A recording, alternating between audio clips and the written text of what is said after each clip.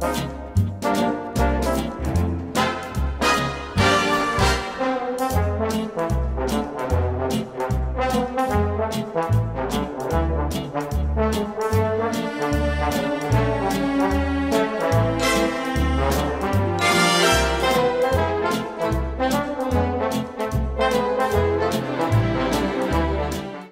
afternoon, ladies and gentlemen, and welcome to another edition of The Democratic View. Today I have a very special show for you with two of my friends and local people who live in our town right here in Springs, and they are, introduce yourself. Mary Blake. Mary Blake. Mary Blake is a retired teacher and school administrator, and Robert Anthony, who is the computer specialist, the guy I run to all the time and say, fix this, you know, who really is also a former actor, I might add. thank you. And so, ladies and gentlemen, we have a problem, a real problem facing us that I think is being taken a little bit too lightly, which is why I wanted you guys to come on the show and tell us all about this virus that has hit this country, and it's only just starting, and that is the coronavirus. So take it away, and well, let's hear a little bit about you first, though. Well, I am, as you mentioned, a retired educator. I started my career almost 30 years ago as a school teacher in the Half Hollow Hills School District in Huntington. Were you born in Long Island? Yes, I was born in Hauppauge, Long Island, and then went on to become a graduate school professor at the New School for Social Research in the Department of Media Studies. And after that, went on to become the principal of the United Nations International School. And my last job before retiring was as headmistress, the first lay headmistress at the Convent of the Sacred Heart in New York. Oh, really? Yes. Oh, good. I have a great love for nuns. I ran away from school when I was 4 years old because of the nuns, but that's another story. Robert, tell us a little bit about you. Okay, I own a company in East Hampton called the Computer Services of East Hampton. 19-year member of the fire department, on the board of directors of the Artists Alliance and the Springs Improvement Society. I was born on May 10th, 1941 in a hospital in Newark, New Jersey, which closed shortly after my birth. But I didn't think that was too strange because my daughter was born in 1971 in a hospital in London that closed shortly after she was born. So I don't know whether that's going to be a family genetic trait or not. But oh, wow, what a trait, what a genetic trait that would be. And tell us what you did mostly for a living. For a living? Yes. Today? No, not today, but in the old days. In the old days. I was very lucky. I came to New York in probably 61. I ran away from college. I wanted to become an actor, so I came to New York and I studied at the American Academy, which I later returned to as a teacher. The American Academy of Dramatic Art, right? American Academy of Dramatic Arts. It was I know on it well. 52nd Street in those days. Yeah. And I later went back to teach there when it was on, was it Lexington or Park? I think it was Park Avenue, and about 38th Street or something like that.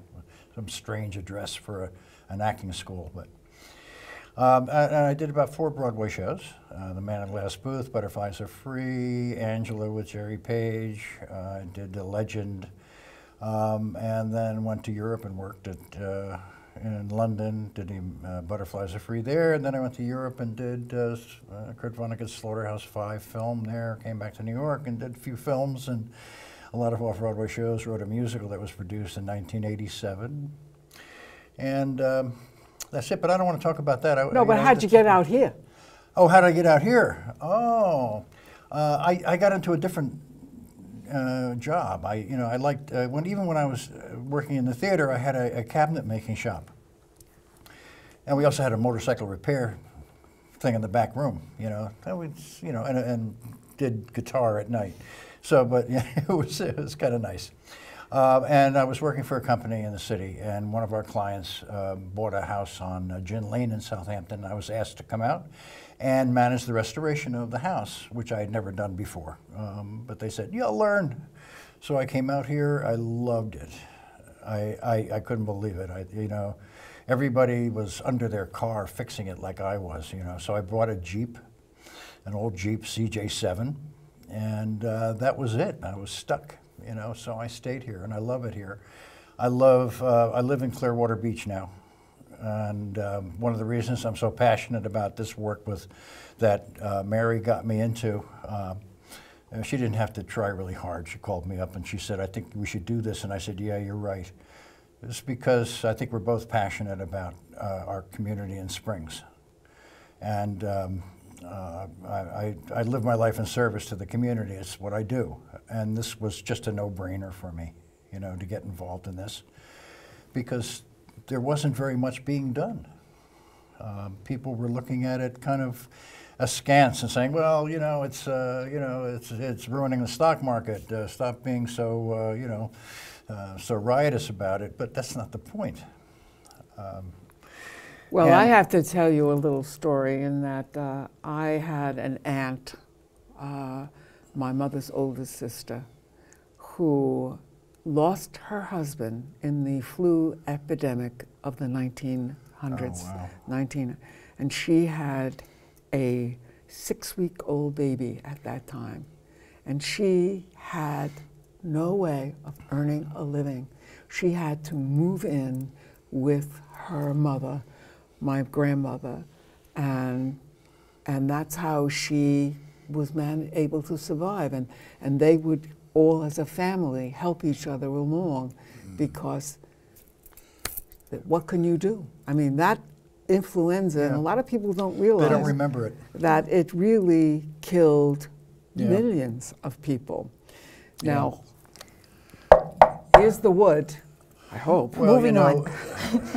We've heard the word monitor. We're going to monitor this. That's what we hear from everybody. We were at a town board meeting last night. That's right. You were there. I was there. Mary was there. And Dr.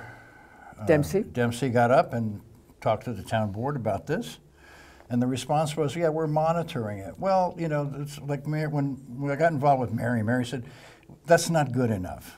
Yes, that's what I'd like to just go back and speak about for just a moment. What happened was the same experience that you had with Robert, I had with Robert. I found out that I needed to have a computer whisperer in the house to figure out what I was doing wrong with my technology. And while he was there, his beeper went off for the special services, or fire department. Yeah.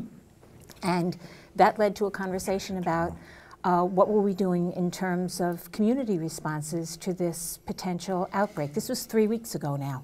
And Robert said that he wasn't aware of anything. So the conversation continued to evolve, and we concentrated on, what do old people do? What do people who are shut-ins do? What do people that are young parents at home who have to go out to work and have children who need to be cared for during the day if the school should close down? What do they do? More importantly, how do they find out correct information, vetted information, information that isn't, you know, tremendously upsetting and filled with false information? Instead, we wanted to be able to have some degree of control over what people would respond to, what information they would receive, and how they would become better served. So as a result of that, Robert said, of course he said, I can do a website, and I said, I can do the research, and that's how this group came together. And we ended up having some residents in our local Clearwater Beach community, including yourself, who came by and began the conversation. And from that, the website went up, and here we sit today. Yeah, we had a meeting at Mary's house, and I was there, of course, and Mary was there, of course, and you were there, of course, and Loring Bolger was there, Jane Hastay was there, and her husband, Peter Martin Weiss, and Kevin Kennedy was there. And out of that, we had people volunteering to do certain tasks. What we needed was a real community outreach. We needed to get our word and what we thought about this looming pandemic out into the neighborhood. Mary was particularly concerned about the older community. How are seniors going to, how are they going to react to this, or how are they going to cope with it? And so we, everybody took a section of the community: churches, schools, senior citizen center, Meals on Wheels. What else can you think of? Well, there are quite a number of them. Rec centers. Yeah. You know, groups that would be able to be conduits for us to reach out to the community. So we have the website for those that are computer savvy, but we've also created flyers for those who are not, that we are posting. Our group of 6 is posting all over the neighborhood. The flyers are in both Spanish and in English so that we can reach as many people as possible.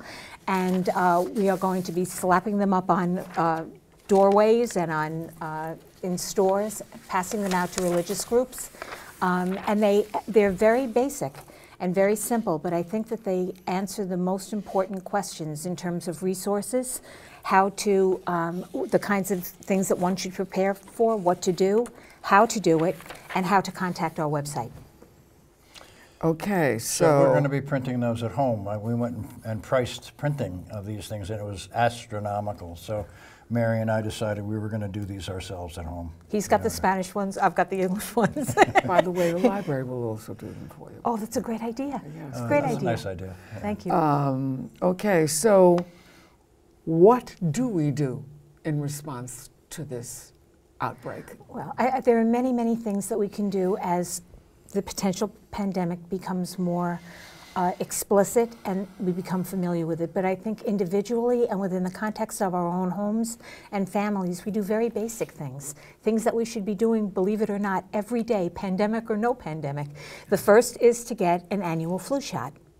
The second would be to take good personal hygiene to heart, meaning wash your hands, you know, and the hands don't have to be washed with something that again, I'm a teacher, so I brought all of this paraphernalia to show, but they don't have to be washed with Purell, but they can be washed with soap, and they need to be washed for a period of time so that they become clean.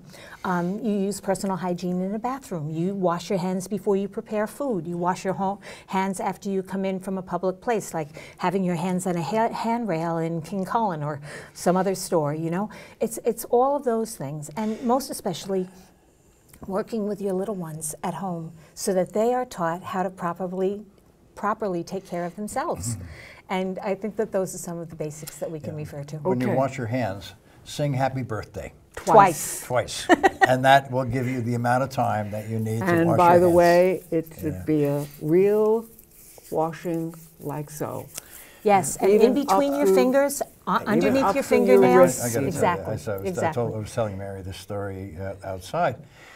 There was a news feed from Seattle, Washington. They were talking about the virus today, and specifically not touching your face, which is something that the masks are good for. You know, that if you put a mask on your face and you're not going to touch your face, which is really, you know, probably a good idea. And this woman was talking about not touching your face, and she's reading from a script, and she goes, you know, I said, oh my goodness, all right. It's one of the gaffes of, you know, there's a little bit of humor everywhere. But you know, it is an interesting thing to talk about touching your face, because a lot of us do it automatically and without realizing. Yeah. A lot of times. So that's why it's so important to have clean hands before you do, because ultimately you will. And when you come in from outside, or even one of my daughters gave me some of the Purell for my car as well. Yes. You know, for doing on my steering wheel and stuff like that. Exactly. You know, but well, your whatever you use to do your hands, if you're using a cream or a lotion or something, should be at least 60% alcohol. That would be in the Purell or in any other product that you would use. It has to have that degree of chemical resistance, I guess, in order to be effective. Okay, I want to add one more thing, because I was thinking about this morning as I made my bed.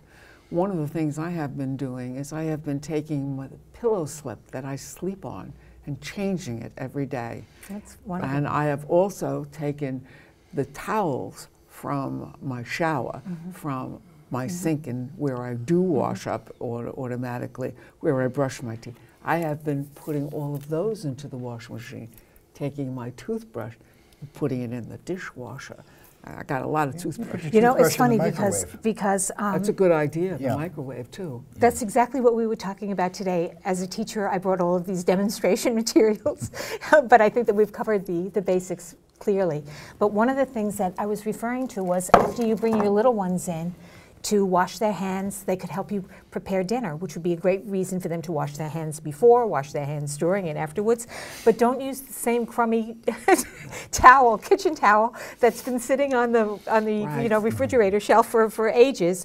Same thing goes for the bathroom towel. You should have rolls of paper towels or disposable towels in those places so that you can use them and dispose of them properly. And don't shake hands. That's one of the things that's happening out here almost everywhere, is that that's the one thing that people are really latching onto. Yeah. Last night we did the same thing. Dr. Dempsey wanted to touch feet, inside of feet, and then we got into the Spock thing, and then people are doing the elbow thing, and they're interlocking arms or something if they're in a group situation. So people are becoming slowly aware. We want to make them more aware. That's why we have the website. Can I mention the website? Sure, absolutely. It's East Hampton COVID, East Hampton COVID -19.com. All one word. Okay. And so far, it's up on our local Clearwater Beach site and the Nextdoor site. It's also up on Facebook. And if there are other ways that it can be disseminated, it will be all over the flyer that we're going to pass out. But if there are ways that we could disseminate it so that people, I think the most important thing right now is that people are unafraid, that people are taking this both courageously and internalizing it so that they're comfortable and it becomes part of their lifestyle. Way beyond the virus, it becomes part of their lifestyle in perpetuity. Yes, that is a key thing, I think. Or as an old science teacher would say, cleanliness counts. Right. It's funny Or see, in the Catholic tradition, cleanliness is next to godliness. when I was doing the Spanish translation of the flyer, I had a Spanish person in the house, and I said, could you do me a favor, just look at this, because I know sometimes Google translation is a little strange. Yeah. And when it came to shaking hands, the translation that I got was like this. Not the shaking hands, so she had to change that because everything else was all right. Yeah. Wow. But also know that the website too is they can access translations, not just Spanish, but other translations as well if they want to. Well, we could Isn't do a that lot right? of translations if we have to. Yeah. But I think something else also, which you do have over here on your what to buy and what to avoid. I think that, you have to avoid kissing. Oh my. But what you really have to begin to think about is, what if it really does hit this town? What if it really does, and you are beginning to be aware? I'm worried about emergency communications, because that's what I deal with in the fire department. We do not have a tower that's capable of, okay. I don't want to politicize this, but it's the truth. We need that. We're not going to get it in time, obviously, however. The other thing I'm concerned about is the hospital and the hospital's ability to respond if a pandemic actually hits.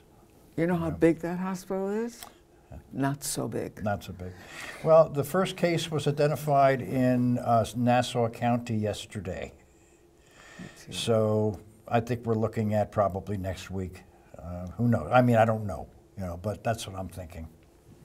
Wow.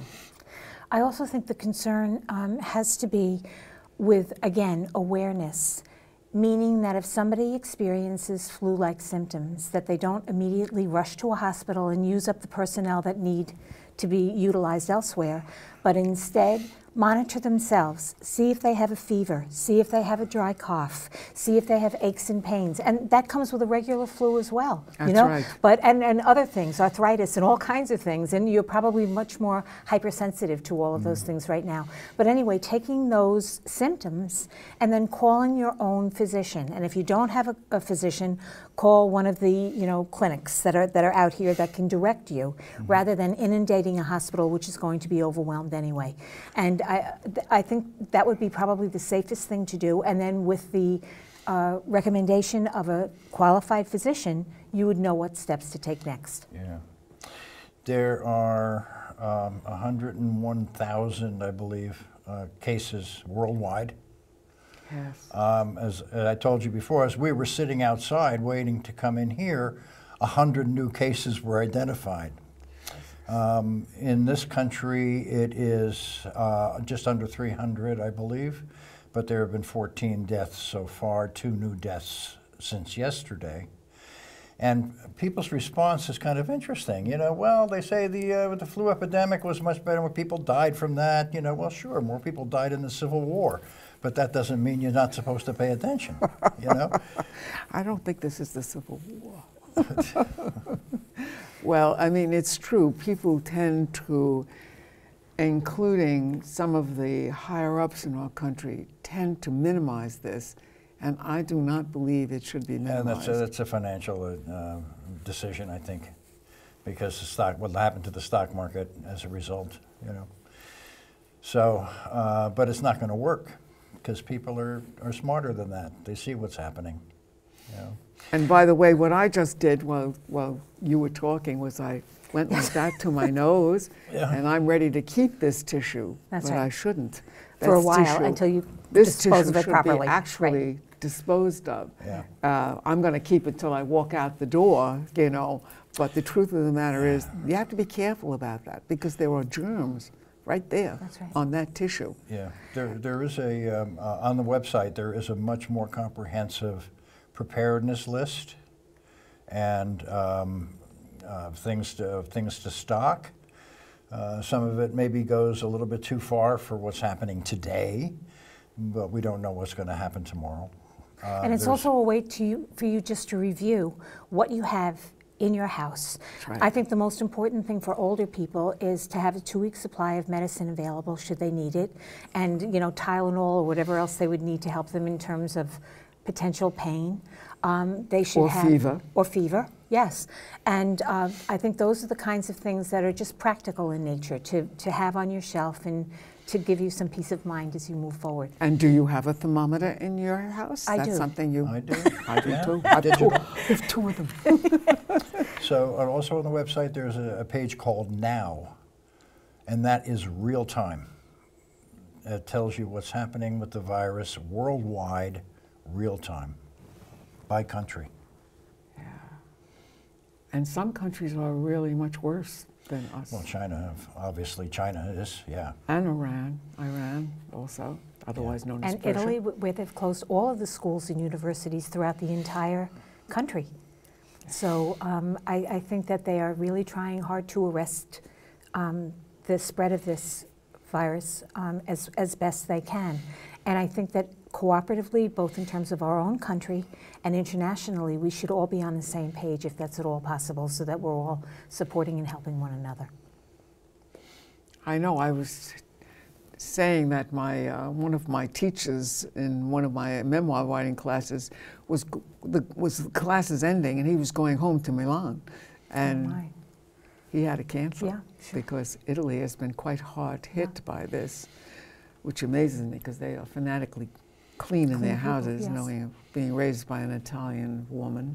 But that is another issue. I believe in changing and washing towels, sheets, pillow slips, all of those kind of things, keeping your counter washed down, Yes. cleaning where you're going to cook. And I also, may not be very good for restaurants, but I think it's best to not eat out for a little while. And even as importantly, if not more so than that, avoid universal salad bars and things where you know, communal bowls in which you have some nuts sitting at a bar and having a glass of wine or something. You know, all of those things where multiple hands touch multiple every products. time I go to Wild by Nature, they have all of these wonderful olives, and I always take a couple as I'm walking by, you know, because they're 100 calories each, so I don't want to eat a lot of them. I'm not going to buy them, so I just kind of snitch them. And I always tell them, I'm taking one of your olives, you know. But I didn't this last time, yeah. because you have to be careful of that kind of thing. So we've identified a lot of good resources that we list. New York State Department of Health, New York City Department of Health, the World Health Organization, of course, Centers for Disease Control, Suffolk County Health Department, World-O-Meter, which is a wonderful real-time website. BNO News, excuse me, a news company that was started in 2007, and that also has a real-time feed on it. And there's also another wonderful resource, which is the Mayo Clinic in Cleveland. They continuously update a site. They give you specific directions, for example, and little graphics on how to wash your hands.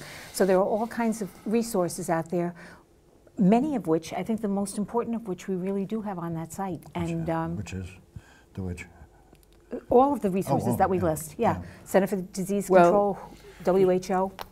Ladies and gentlemen, we know that we have to be very aware. This is a time for us to take actions and to protect ourselves and our family and those we love, because this is a danger. Yes, it is. Thank you so much for coming. What a pleasure. We're going to just shake hands for the last time. Robert. Thank you, Phyllis. You're welcome, Robert. And I would like to invite other people who are listening to this to give us feedback through the website. We'd be happy to get new ways of dealing with this from other people in the community, for sure. Sounds like a good idea. Thanks so much for coming. I really appreciate it. Thank you very much for having us. And this will be on right away next week. Thank you. Okay.